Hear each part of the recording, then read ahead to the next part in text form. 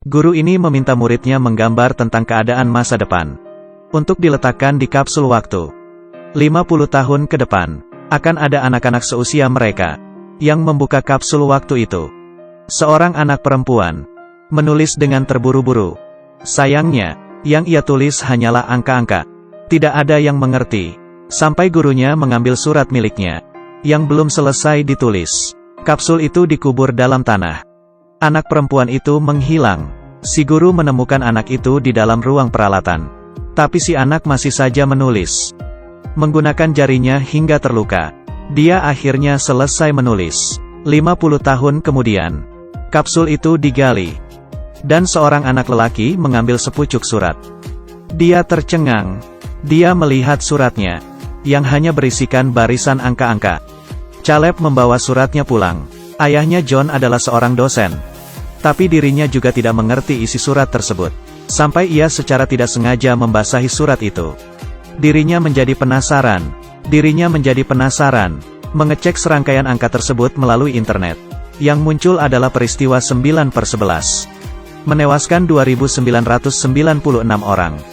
Ternyata angka-angka ini, sama persis dengan tanggal dan korban jiwa. Masih ada serangkaian angka lagi.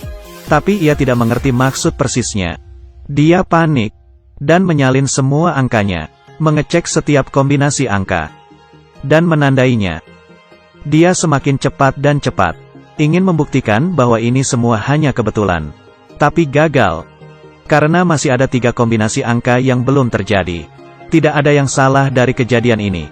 Ketika ia mencocokkan angkanya, akhirnya ia berhenti, karena tertulis 20081019.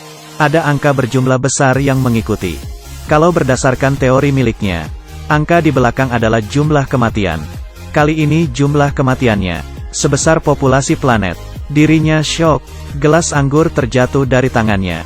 John memberitahu temannya, tapi temannya tidak percaya. John memberitahunya akan ada sebuah kejadian besok, dengan korban 81 orang. Temannya masih tidak percaya, dan berdebat dengan John. Dia mencari guru dari si anak perempuan. Ingin tahu keberadaan anak perempuan tersebut. Karena hanya dirinyalah yang mengetahui kebenarannya. Si guru mendengar anak perempuan itu sudah meninggal. Astaga! Harapan John hilang. Keesokan hari pun tiba. John menonton televisi sepanjang hari. Dia ingin mengetahui apakah akan terjadi kecelakaan. Tapi sampai subuh, masih tidak terjadi apa-apa. Saat akan menjemput Caleb, jalanan macet sekali. Di sistem navigasi mobilnya, tertulis koordinat lintang dan bujur. Dia menyadari tulisan itu adalah sandi. Bisa saja koordinat, dan kecelakaan itu diprediksi akan terjadi di jalanan ini. John keluar dari mobil untuk mencari tahu apa yang terjadi. Lalu, sebuah truk terguling, tapi tidak ada yang meninggal. Kecelakaannya bukan saat ini, tapi saat itu juga. Orang di depannya panik dan lari. Dia menoleh. Datang pesawat yang jatuh dan meledak. Akhirnya kecelakaan itu terjadi. John menghampiri puing pesawat itu, mencoba menolong satu orang, dengan harapan orang itu selamat, agar ramalan tidak terjadi. Tapi pesawat meledak kembali. Api berkobar karena bahan bakar, membuat susah bernapas. Dalam musibah itu, tidak ada yang bisa dilakukan. Berita melaporkan korban jiwa sejumlah 81 orang. Sama dengan ramalan di kertas itu. Tuhan pasti sedang bercanda. John berusaha mencegah kejadian-kejadian ini dari terjadi. Dia datang ke rumah si anak penulis surat, berharap bisa menemukan saudara dari si anak. Lalu, bertemu dengan anaknya, dan mengikutinya, mengajaknya berbicara. Walau John sulit mengajak dirinya mengobrol. Dirinya memberitahu soal musibah yang diramalkan ibunya. Tapi anaknya tampak jijik dan takut. Dia langsung pergi tanpa pikir panjang. Melihat akan terjadi musibah lagi. John menelepon polisi, memperingati polisi, atau akan ada banyak orang yang mati. Dia hanya bisa menggunakan telepon umum. Jika tidak polisi akan menangkapnya. Polisi tentu saja tidak percaya. John tidak tahu harus berbuat apa akhirnya. Pergi ke koordinat kecelakaannya, yang merupakan stasiun kereta bawah tanah. Banyak orang. Dia mencoba menemukan orang yang mencurigakan. Bukan dia. Juga bukan dia. Bisa jadi siapa saja. Betul, pasti orang itu. Dia mengejar orang itu mati-matian. Karena mereka berdua lari dengan cepat. Mereka menarik perhatian polisi. Akhirnya tertangkap. Sayang sekali. Salah orang. Kereta mulai bergerak. Tapi belum sampai berapa meter. Ada kereta lain yang mengarah ke kereta ini. John menyelamatkan seorang wanita dan anak kecil. Mencoba menghindarkan mereka dari kecelakaan. Orang-orang di stasiun tidak punya waktu untuk kabur. Dan menjadi korban. Selesai sudah. Mereka tidak bisa tertolong. Walau sudah mencoba menyelamatkan diri. Setelahnya, John selamat. Begitu juga dengan wanita dan anak kecil yang ia selamatkan. Tapi di stasiun begitu hening. Dia gagal lagi. Dan pulang untuk mandi air dingin. Dia sadar. Masih ada satu musibah terakhir. Cepat atau lambat dirinya akan mati. Ia membawa Caleb ke rumah wanita itu lagi. Wanita itu ternyata sudah menunggu John. Dan tidak menghindarinya lagi.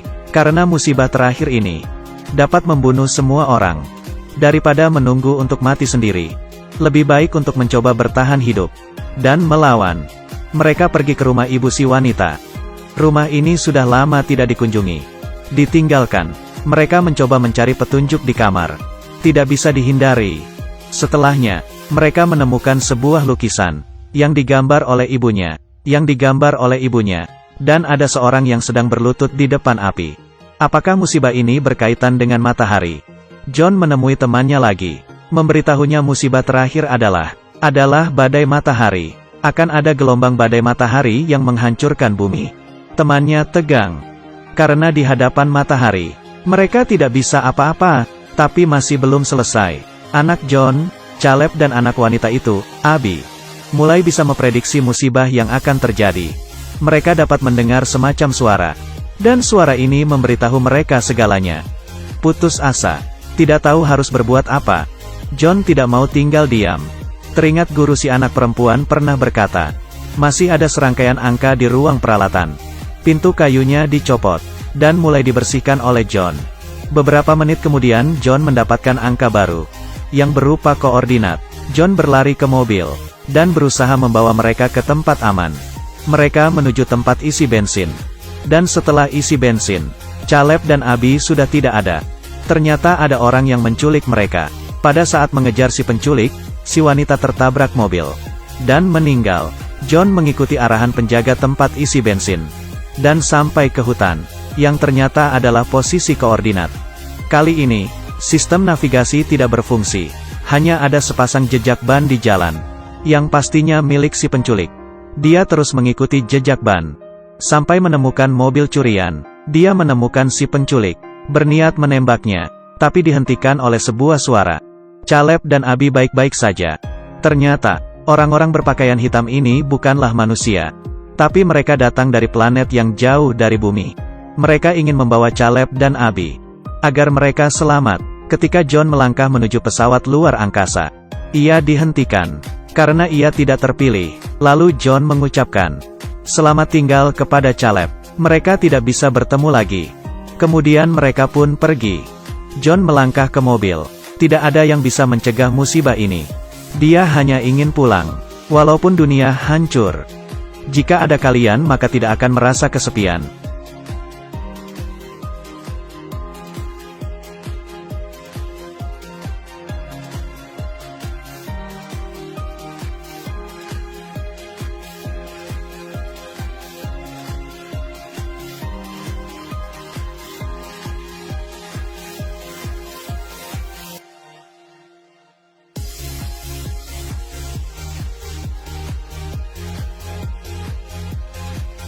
Di planet lain, Caleb dan Abby berhasil bertahan hidup.